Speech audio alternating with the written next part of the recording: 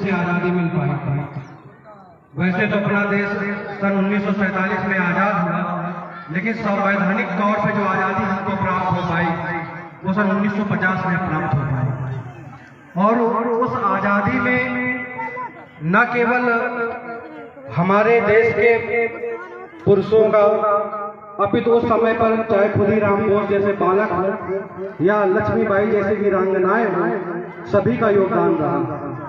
और आज भारत भी जो उत्कर्ष प्राप्त कर रहा है, कहीं न कहीं पर उसमें महिला शक्ति का बहुत बड़ा योगदान है। मुझे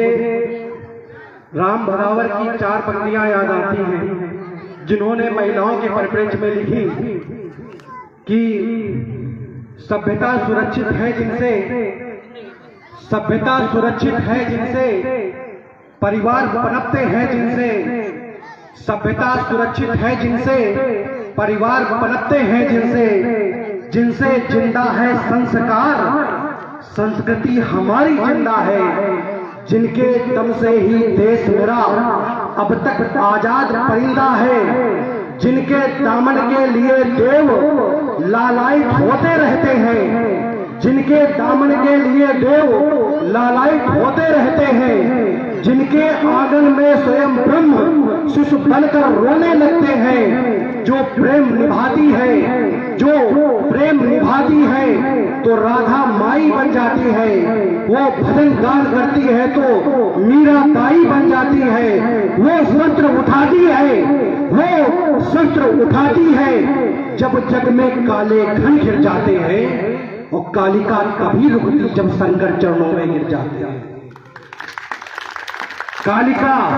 तभी रुकती जब शंकर चरणों में गिर जाते हैं। तो उस समय जो देश को आजादी मिली, जो लोकतंत्र की आजादी मिली, उसी दम पर मिल पाई, क्योंकि उस समय देश पर दिनकर जी की पंक्ति आती है कि चला अस्थियां बारी बारी, छिटकाई जिनसे चिंगारी, जो चढ़ गए पूर्ण वेदी पर, बिना लिए गर्दन का मोल, कलम आज उनकी जय बोल। तो उस आजादी में, उस लोकतंत्र में, और हम सभी लोग आजाद हैं। आजादी के बाद एक स्वतंत्रता जो मिली, लेकिन उस स्वतंत्रता का भी कोई मूल्य नहीं बचता यदि उसे कर्तव्यों, अधिकारों और नियमों में ना बांधा जाए। आप सभी लोग बहुत छोटे हैं, अपने जीवन में, मुझसे जो बच्चे पढ़ते हैं मैं उनसे भी कहता हूँ, अपने जीवन में छोटे छोटे नियम बनाओ। पढ़ने का एक नियम बनाओ, पढ़ने की समय सारणी बनाओ कि हमें 2 घंटे पढ़ना है, 3 घंटे